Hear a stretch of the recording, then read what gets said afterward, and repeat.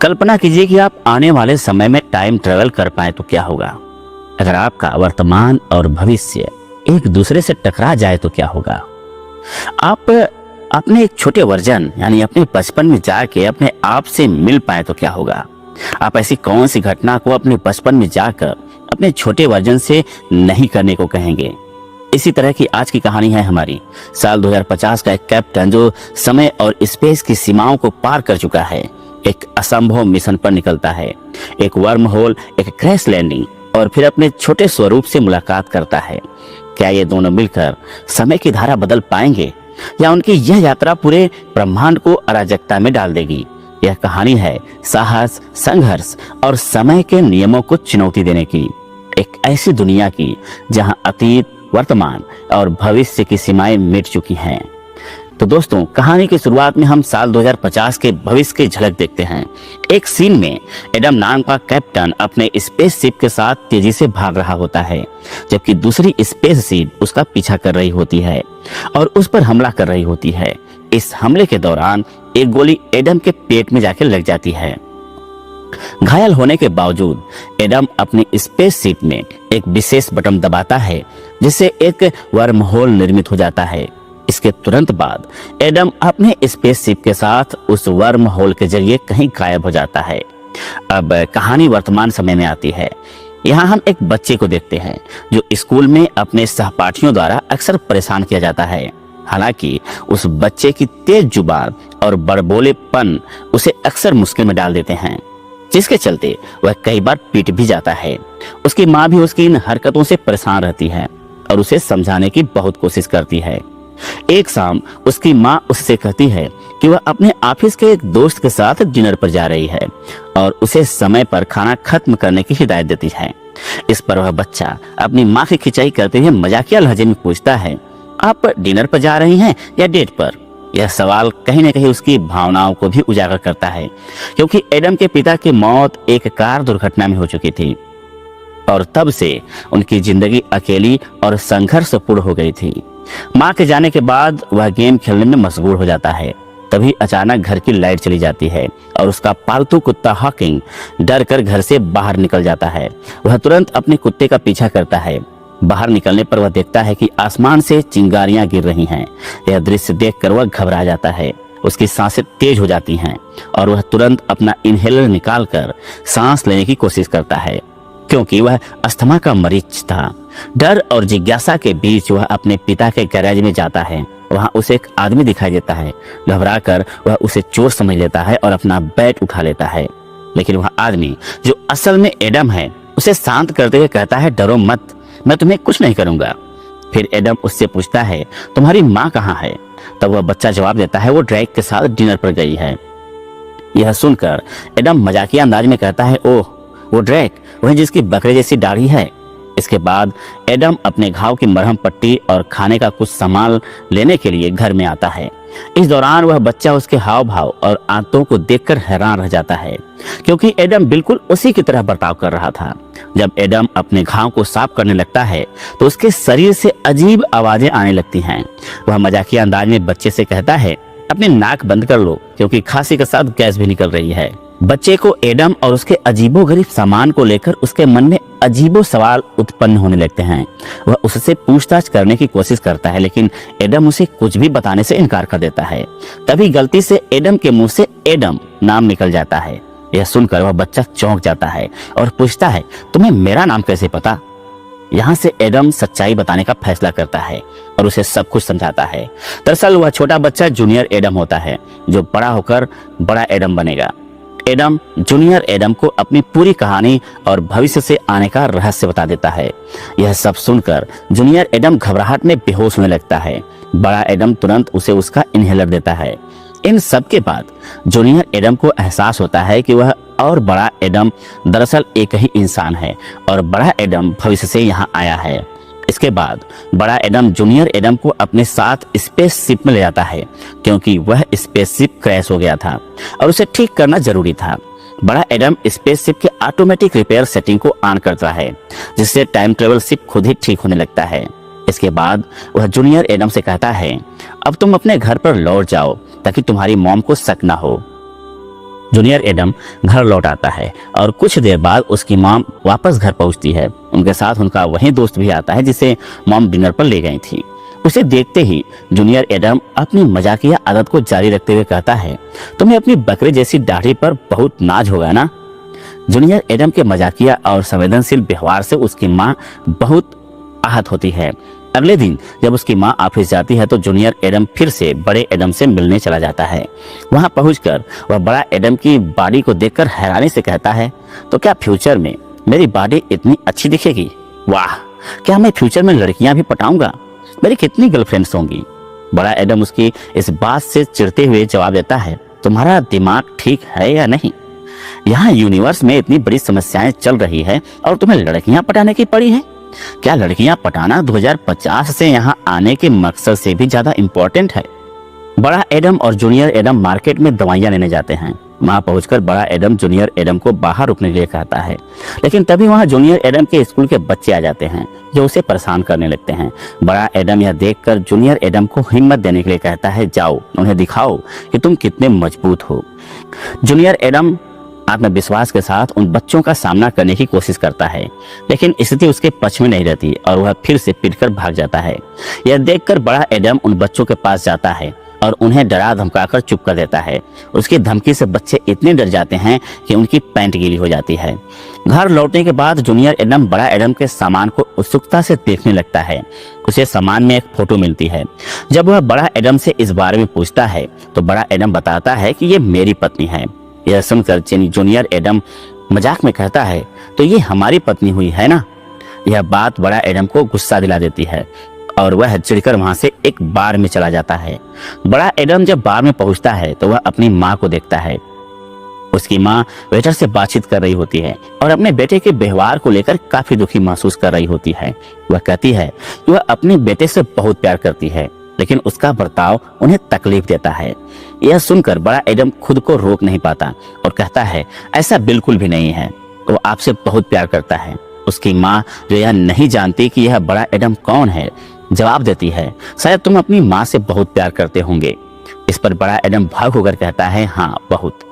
अपनी माँ के लिए अपनी आंखों में झलकती भावना को देखकर माहौल गहराई से भर जाता है, लेकिन बड़ा एडम ज्यादा कुछ कहे बिना वहां से चला जाता है। अब कहानी में नया मोड़ आता है। मूवी के असली विलन की एंट्री होती है। दरअसल फिल्म की शुरुआत में जो लोग बड़ा एडम का पीछा कर रहे थे वे सरियन के लोग थे। सरियन का नेतृत्व माया कर रही थी, जो एक लालची और चालाक महिला थी। माया टाइम शिप का इस्तेमाल कर टाइम ट्रेवल करके बेहिसाब पैसा कमा रही थी। एडम को यह जानकारी मिलती है कि उसकी पत्नी लौरा को माया की कंपनी ने 2018 में कुछ महत्वपूर्ण जानकारी प्राप्त करने के लिए भेजा था, लेकिन यह वापस नहीं आई। माया ने एडम को बताया कि लौरा का जेट सही से काम नहीं कर रहा था और वह क्रैश हो गया, जिससे लौरा की मृत्यु हो गई। हालांकि पूरे मिशन में लौरा सबसे बेहतरीन पायलट थी, जिससे एडम को सरियन पर शक होने लगता है। बिना अनुमति के एडम सरियन की एक स्पीसीज में चुपके से सवार हो जाता है, जो केवल उसके डीएनए से ही चालू हो सकती थी। उसका लक्ष्य 2018 में वापस जाना था, लेकिन वह गलती से वर्तमान में पहुंच जाता है। माया भी अपने कुछ अत्याधुनिक सोल्जर्स के साथ वर्तमान में पहुंच जाती है और फिर सरियन के लोग एडम पर हमला कर देते हैं। हालांकि एडम एक के बाद एक सभी का मुकाबला करता है। इस बीच माया और उसका सहयोगी क्रिस्टस भी वहां पहुंच जाता है ताकि वे उसे पकड़कर 2050 में वापस ले जा सकें। क्रिस्टल एडम से स्वाड फेंकने को कहता है और उसे मारने लगता है। इसी दौरान माया एडम से कहती है, तुम और लौरा मेरे लिए परिवार जैसे थे, मैंने लौरा को नहीं मारा, अब बहुत हो चुका, अब वापस चलो। तभी वे लोग एडम को वापस भेजने की प्रक्रिया शुरू कर रहे होते हैं। तभी अचानक लौरा आ जाती है। वह आते ही उनके ऊपर हमला कर देती है। मौका पाते ही एडम अपनी स्वाड लेकर उन सभी को परास्त करना शुरू कर देता है और लौरा के साथ उसकी वैन में निकल जाता है। लौरा उससे पूछती है कि यह बड़बोला कौन है, तो एडम उसे बताता है कि तुमने हमेशा कहा था कि काश मैं तुमसे पहले मिलती, तो लो अब मिल लो मुझसे। लेकिन सरियन अब भी उनके पीछे था। किसी तरह वे वहां से बचकर निकल जाते हैं। एडम लौरा से पूछता है, आखिर तुम हमें कैसे ढूंढ पाई? तो लौरा उसे बताती है, मैं डेटा एनालाइज कर रही थी, तभी मुझे पता चला कि किसी ने 2018 में आकर पास्ट के साथ छेड़छाड़ की थी। दरअसल 2018 में एडम के डैड ने टाइम मशीन बनाई थी और इसलिए माया 2018 के स्टॉक्स के टिप्स लेकर वहां आई थी। वह उन पॉलिटिशियनों को खत्म करने आई थी जो उसे भविष्य में टाइम ट्रेवल करने से रोक रहे थे। जब मुझे पता चला कि कोई 2018 में गया है तो मैंने भी 2018 में जाने का निर्णय लिया। जब सरियन को लौरा के वहां आने की खबर मिली तो उन्होंने उसके जेट को उड़ा दिया, लेकिन लौरा किसी तरह अपनी जान बचाकर वहां से निकल गई और 2018 में फंस गई। इसके बाद एडम और लौरा के बीच रोमांस शुरू हो जाता है। फिर जूनियर एडम उन दोनों से कहता है, मुझे लगता है कि मुझे वॉक पर निकल जाना चाहिए, और फिर वह दोनों को छोड़कर वहां से चला जाता है। इसके बाद लौरा एडम से कहती है, तुम्हें 2018 में फिर से जाना होगा और टाइम मशीन को बनने से रोकना होगा ताकि भविष्य में सब कुछ सामान्य हो सके। एडम उसे अपने साथ चलने को कहता है, लेकिन लौरा उसे बताती है, मैं तुम्हारे साथ नहीं जा सकती क्योंकि तुम्हारा जेट सिर्फ तुम्हारे डीएनए को ही स्वीकार कर सकता है। तुम्हारा और जूनियर एडम का डीएनए एक जैसा है, लेकिन मेरा नहीं, इसलिए मैं यहीं रहकर सबको रोकूंगी। मैंने इस दिन के लिए सालों से डिफेंस तैयार कर रखी है।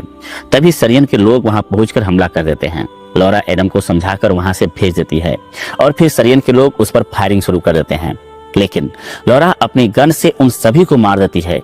इसी बीच माया खुद वहां आ जाती है और लौरा से पूछती है, बताओ तुम्हारा पति कहाँ है। लौरा मुस्कुराते हुए जवाब देती है, वह थोड़ा बिजी है, और फिर माया उसे शूट कर देती है।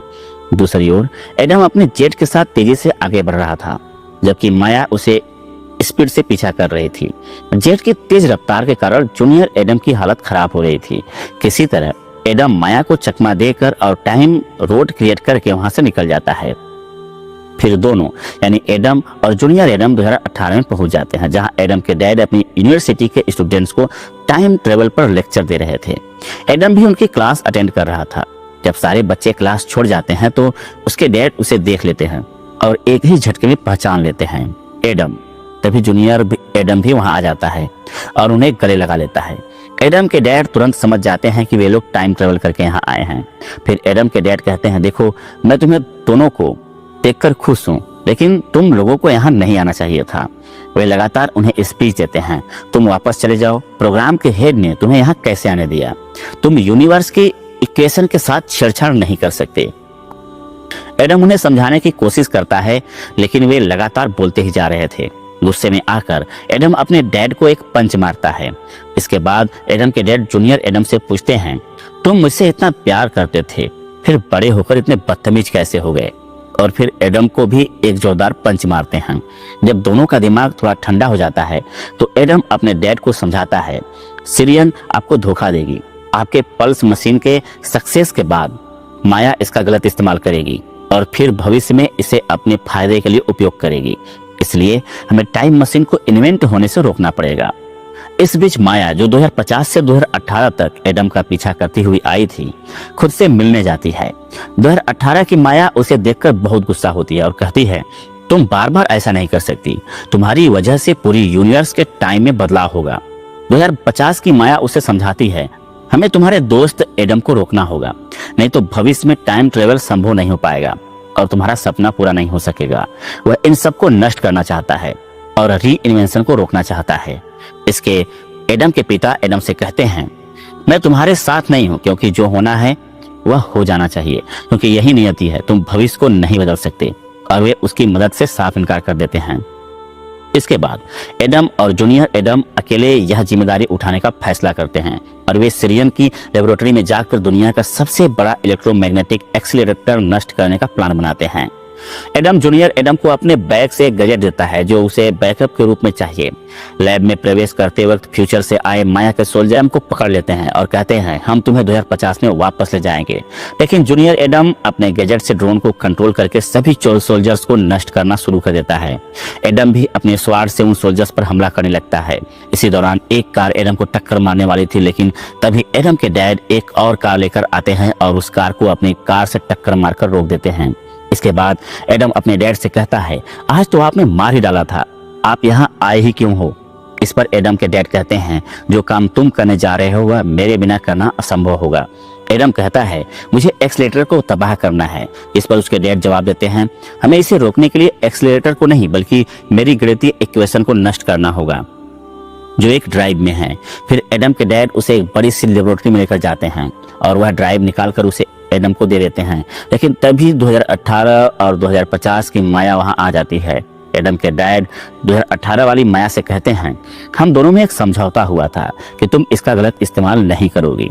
इस पर 2050 वाली माया कहती है, यह सब मेरा है और क्या करना है यह सब मैं डिसाइड करूंगी। और फिर वह एडम से ड्राइव मांगती है।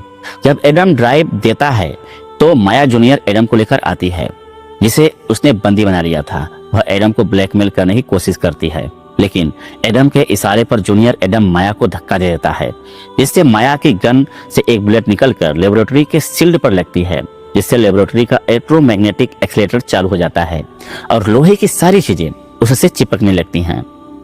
यहाँ तक कि फ्यूचर से आए रोबोट्स भी उस एक्सीलरेटर से चिपकने लगते हैं।